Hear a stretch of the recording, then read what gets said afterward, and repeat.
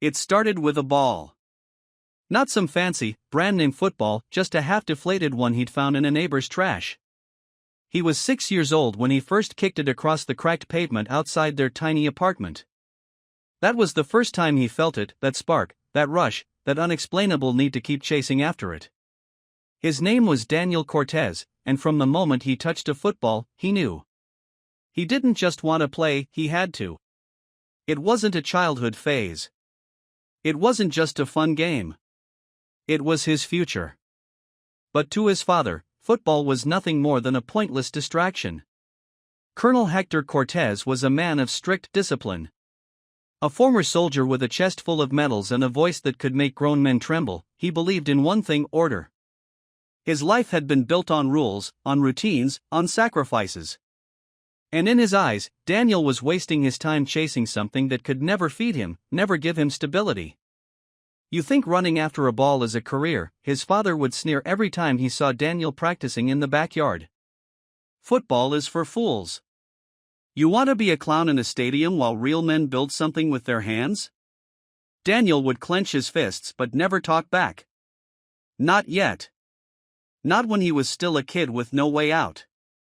His mother, Sophia, tried to protect him in her quiet way. She wasn't like his father, she was warm, kind, always sneaking him encouragement when she could. She'd patch up his scraped knees after rough games and whisper, "Mijo, don't listen to him. You have a gift." But there was only so much she could do against a man like Hector Cortez. As Daniel grew older, the fights with his father got worse. By the time he was 15, he had already caught the attention of a few scouts. His coach had told him he had real talent, that with the right training, he could go pro. He started sneaking off to early morning practices, using money from tutoring younger kids to pay for his bus fare. He lived for those stolen hours, for the feeling of the ball at his feet, for the chance to prove to himself, to the world, that he was meant for this. But Hector found out. And when he did, the house exploded. "Football will get you nowhere," his father shouted, his face red with fury. "You think some scout's empty promises mean anything? You think you'll be the next big star? Look at the statistics, Daniel. How many kids actually make it? 1 in a million. And what happens when you fail? You'll come crawling back, begging for a real job." Daniel refused to back down this time. "I won't fail." "You will," his father spat. "Because you're weak. And I refuse to let you waste your life chasing a pipe dream." His father made his final decision that night.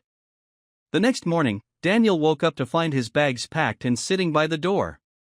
His father stood there, arms crossed, his face like stone. "You want to be a football player?" Hector said, voice cold. "Then go. See how far your dream takes you. But don't come back when you fail." His mother sobbed in the kitchen, but she didn't fight it. Maybe because she knew nothing could change Hector's mind. Maybe because she was too afraid to stand against him. So at 16, Daniel walked out with nothing but a duffel bag, a pair of worn-out cleats, and a dream his father didn't believe in. He had nowhere to go. No money. No backup plan. But he had football. And that was enough. The first night was the hardest. Daniel sat on a cold metal bench in a park, his duffel bag shoved under his legs. The air was sharp, the city streets still alive with the hum of distant traffic. He tried to sleep, but the chill crept into his bones, and every sudden noise, footsteps, rustling leaves, a dog barking, made his body tense. His stomach growled. He hadn't eaten since breakfast, but pride kept him from calling anyone for help. Who would he even call? His teammates were just kids like him, living under their parents' roofs. His mother, God, he wanted to hear her voice, but what would she do? His father had made his decision, and when Hector Cortez made a decision, it was final. So he sucked it up. The next morning, he woke up stiff and sore, but he went straight to the one place that made sense, the football field. It wasn't a proper stadium. Just a rundown public field with faded white lines and patches of dirt where grass should have been. But it was empty, and that was all he needed. He trained like a man possessed. Morning. Noon. Night. His only focus was getting better, getting faster, getting sharper. He had no coach, no drills, no fancy equipment, just a ball and raw desperation. When hunger clawed at his stomach, he did odd jobs, cleaning cars, carrying boxes at the market, even sweeping floors at a gym in exchange for food.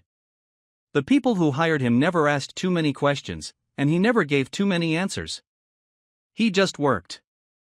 And when the work was done, he trained. Days turned into weeks. One afternoon, an older man watched him from the sidelines. Daniel ignored him at first, thinking he was just another random bystander. But when the man started showing up regularly, arms crossed, eyes sharp with something Daniel couldn't quite read, he finally acknowledged him. "You train like you got something to prove," the man finally said. Daniel wiped sweat from his forehead. "Maybe I do." The man nodded. "You got talent. But talent without guidance is wasted." Turns out, his name was Luis Herrera, a retired football coach who used to train second division players before an injury forced him to quit. He wasn't some famous legend, but he knew the game. More importantly, he knew what it took to make it. "Come back tomorrow," Luis said. "I'll see what you can really do." Daniel didn't hesitate. Luis wasn't soft like the coaches he'd had before. He was ruthless, pushing Daniel past his limits. He made him sprint until his legs burned, forced him to dribble through cones at impossible speeds, drilled him on accuracy until his shots hit the same spot every time. "You want to be great?" Luis barked one evening as Daniel collapsed on the grass, gasping for air. "Then stop acting like a street kid with a dream and start acting like a professional." Daniel gritted his teeth and pushed himself up. Again. Luis grinned. "That's more like it." Months passed. With Luis's help, Daniel started sneaking into small amateur tournaments. They weren't glamorous, just local leagues, small-time scouts, and barely any money, but they were something. He played with fire in his veins, scoring goals like his life depended on it. Because in a way, it did. Then, one night, after a particularly brutal match, his phone buzzed. An unknown number. "Is this Daniel Cortez?" a deep voice asked. His heart pounded. "Yeah. This is Coach Vargas from the U20 National Youth Academy. I've been watching you." Daniel almost dropped the phone. He made it. He wasn't a pro yet, not even close. But this was his shot. A real academy. A real chance. And he had done it without his father. Without his father. The thought should have made him happy. But a small, bitter part of him wondered, did Hector even care? Did he even know his son was out here, fighting for his life? Or had he already written him off completely? It didn't matter. Because Daniel had made a promise to himself. He was going to be the best. And one day, when his father saw his name in stadium lights, when the world chanted his name, Hector Cortez would realize just how wrong he was. Years passed. Daniel grinded his way through the ranks of the football world. From the U20 Academy, he fought his way into the reserves, then the starting lineup of a second division club. He took every chance he got, late-night training, extra drills, studying tapes of the greats. He played every match like his life depended on it. Because it did. By the time he was 21, he had made it to the top league. And at 23, he lifted his first international trophy. The headlines screamed his name. Daniel Cortez, from the streets to glory. The prodigy who came from nothing. Cortez leads his team to victory in World Cup final. It was everything he had dreamed of. The fans. The fame. The trophies. The respect. And yet, there was one person who hadn't reached out. His father. Not a call. Not a text. Not a single word in all these years. Daniel had spent so many nights picturing it, Hector Cortez seeing his son on every TV screen, hearing the entire world chant his name. Did he regret kicking him out? Did he feel even a fraction of the pain Daniel had felt that night when he was thrown onto the streets like trash? He told himself it didn't matter. But then, one day, his manager knocked on his door. "Hey, there's Someone here to see you. Daniel raised an eyebrow. Who? The hesitation in his manager's face said it all. He says he's your father. For a moment, everything stopped. His heartbeat. His breath. His entire world. Then, without thinking, he stood and walked out. And there he was. Hector Cortez looked smaller than he remembered. The man who once stood like an unshakable mountain was now weathered, his posture no longer rigid, his shoulders slumped. His once jet-black hair was streaked with gray. His clothes, cheap and wrinkled, were a far cry from the polished military uniforms Daniel remembered. Their eyes met. For the first time in years, Daniel saw something in his father's face that had never been there before. Uncertainty. Regret. Shame. Me, Joe. His father's voice was hoarse, like it took everything in him to say that one word. Daniel's fists clenched. He hadn't heard that word from his father's lips in nearly a decade. What do you want? Daniel's voice was cold.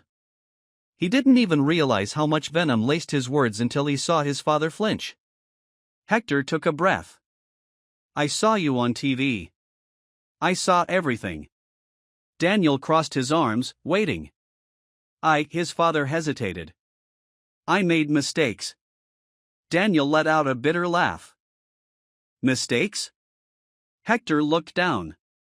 I was wrong. For a moment, Daniel didn't know whether to laugh or punch the wall.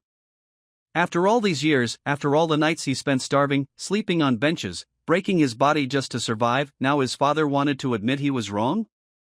What happened, huh? Daniel asked, his voice sharper now.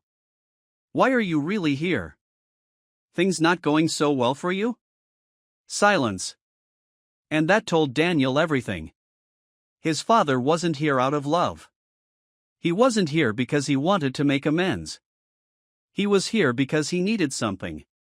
Hector swallowed hard, looking away. I lost everything. Daniel said nothing, waiting for the rest. My pension dried up. Bad investments. He exhaled shakily. I have nothing left. Daniel's jaw tightened. There it was. The real reason. His father hadn't come to reconnect. He hadn't come to apologize. He had come because he had nowhere else to go. The same man who once threw his own son out onto the streets was now standing in front of him, begging for a place in his life. For years, Daniel had dreamed of this moment. The moment where his father would come crawling back, desperate, broken. And now that it was happening. It didn't feel like a victory. It just felt empty. His father looked at him, eyes full of something Daniel had never seen before, pleading. I know I don't deserve anything from you, Hector admitted, voice rough. I wanted to see you. To say I was wrong. To say Daniel cut him off. You don't deserve anything from me. Hector flinched, but Daniel didn't care. For the first time in his life, he held all the power. And he wasn't sure if he was ready to let his father back in. Daniel leaned back against the wall, arms crossed, staring down at the man who once called him weak. The man who had shoved him out the door without a second thought. The man who never once reached out, never once checked if his own son had survived. And now here he was ruined, desperate, with nowhere else to go. Poetic, really. Hector shifted uncomfortably under his gaze. I know I can't change the past, he murmured. But Daniel cut him off. You need a place to stay? His father hesitated, but the answer was obvious. Daniel let out a bitter laugh. You really think I'd help you? Hector's face twisted. I don't expect. Because I remember what it felt like. Daniel's voice sharpened, cutting through the air like a knife. I remember standing in that doorway, begging you to give me a chance.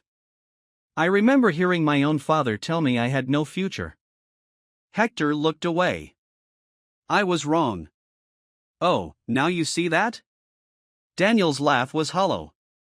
Funny how that works. When I had nothing, you threw me away. But now that you're the one with nothing, you come running back. His father's hands clenched at his sides. I made mistakes, Daniel. No, Daniel said coldly. A mistake is forgetting someone's birthday. A mistake is saying the wrong thing in an argument. What you did. That wasn't a mistake. He stepped closer, his voice deadly quiet. That was a choice. His father flinched like he'd been struck. Good. For years, Daniel had dreamed of this moment. The moment when Hector Cortez would finally understand what it was like to be discarded like he was nothing. And now, that moment was here. Daniel sighed, shaking his head. You were wrong about me, you know. You told me I'd fail. That football would lead me nowhere. But look at me now. Hector met his gaze. And for the first time in his life, Daniel saw something in his father's eyes that had never been there before. Regret. Shame. Pain. I see you now, Hector admitted softly. And he swallowed hard, voice breaking. I'm proud of you. Daniel's breath caught. It was the first time he had ever heard those words from his father's lips. And somehow, they didn't feel like enough. He exhaled sharply, running a hand through his hair. I should tell you to leave. His voice was steady, but his heart pounded. I should make you feel exactly what I felt that night. Hector didn't argue. He just nodded. Because deep down, he knew he deserved it. Daniel turned away, his pulse hammering. The power was in his hands now. He had the chance to give his father exactly what he had given him, nothing. And yet, something inside him hesitated.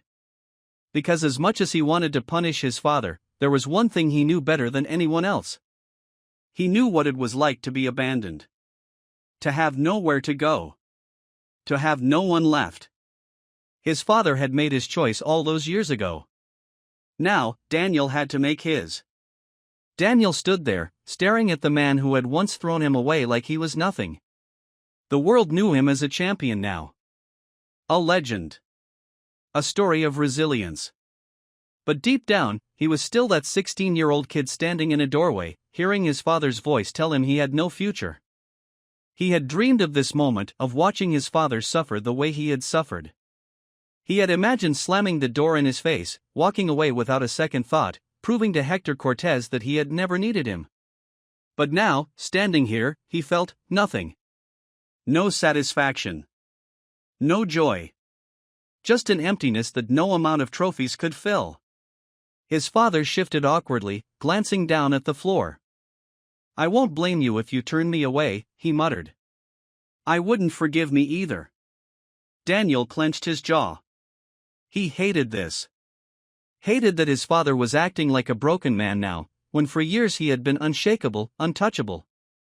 Hated that after everything, a small part of him still wanted to hear the words that had never come when he needed them.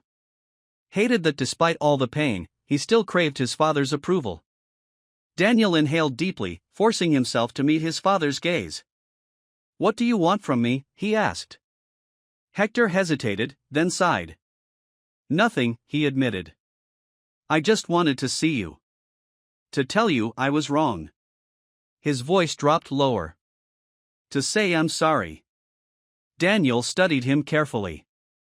Hector Cortez had never been a man who apologized. Ever.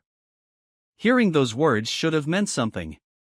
And yet, all Daniel could think about was the years of silence. The nights he went to sleep on a park bench, the days he fought through exhaustion and hunger just to keep going. Where was his father then? Daniel exhaled sharply, rubbing his temples. I spent years trying to prove you wrong, he said finally. Every time I trained, every time I played, I told myself I was doing it just to make you regret ever doubting me. He let out a bitter laugh. But now that you do, I don't even care. Hector's face fell slightly, but he nodded. I understand. Did he? Did he really understand what it was like to be discarded? To have the one person who was supposed to love and protect you look you in the eyes and tell you that you weren't worth keeping? Daniel shook his head. I don't hate you, he admitted. Not anymore. His father looked up, hopeful. But I don't think I can forgive you either. Hector's shoulders sagged, but he didn't argue. Maybe because he knew there was nothing left to say. Daniel swallowed hard. This was it. The final choice. He could walk away. Turn his back on the man who had turned his back on him. It would be justice. It would be fair. Or he could do something harder. Something that went against every instinct, every wound, every scar his father had left behind. He could choose to be better. Daniel sighed, running a hand through his hair. I'm not giving you a place to stay, he said. It started with a ball. Not some fancy, brand-name football, just a half-deflated one he'd found in a neighbor's trash. He was 6 years old when he first kicked it across the cracked pavement outside their tiny apartment. That was the first time he felt it, that spark, that rush, that unexplainable need to keep chasing after it. His name was Daniel Cortez, and from the moment he touched a football, he knew. He didn't just want to play, he had to. It wasn't a childhood phase. It wasn't just a fun game. It was his future. But to his father, football was nothing more than a pointless distraction. Colonel Hector Cortez was a man of strict discipline. A former soldier with a chest full of medals and a voice that could make grown men tremble, he believed in one thing: order. His life had been built on rules, on routines, on sacrifices. And in his eyes, Daniel was wasting his time chasing something that could never feed him, never give him stability. You think running after a ball is a career, his father would sneer every time he saw Daniel practicing in the backyard. Football is for fools. You want to be a clown in a stadium while real men build something with their hands? Daniel would clench his fists but never talk back. Not yet. Not when he was still a kid with no way out. His mother, Sophia, tried to protect him in her quiet way. She wasn't like his father, she was warm, kind, always sneaking him encouragement when she could. She'd patch up his scraped knees after rough games and whisper, "Mijo, don't listen to him. You have a gift." But there was only so much she could do against a man like Hector Cortez. As Daniel grew older, the fights with his father got worse. By the time he was 15, he had already caught the attention of a few scouts. His coach had told him he had real talent, that with the right training, he could go pro. He started sneaking off to early morning practices, using money from tutoring younger kids to pay for his bus fare. He lived for those stolen hours, for the feeling of the ball at his feet, for the chance to prove to himself, to the world, that he was meant for this. But Hector found out. And when he did, the house exploded. "Football will get you nowhere," his father shouted, his face red with fury. "You think some scout's empty promises mean anything? You think you'll be the next big star? Look at the statistics, Daniel. How many kids actually make it? 1 in a million. And what happens when you fail? You'll come crawling back, begging for a real job." Daniel refused to back down this time. "I won't fail." "You will," his father spat. "Because you're weak. And I refuse to let you waste your life chasing a pipe dream." His father made his final decision that night. The next morning, Daniel woke up to find his bags packed and sitting by the door. His father stood there, arms crossed, his face like stone. "You want to be a football player?"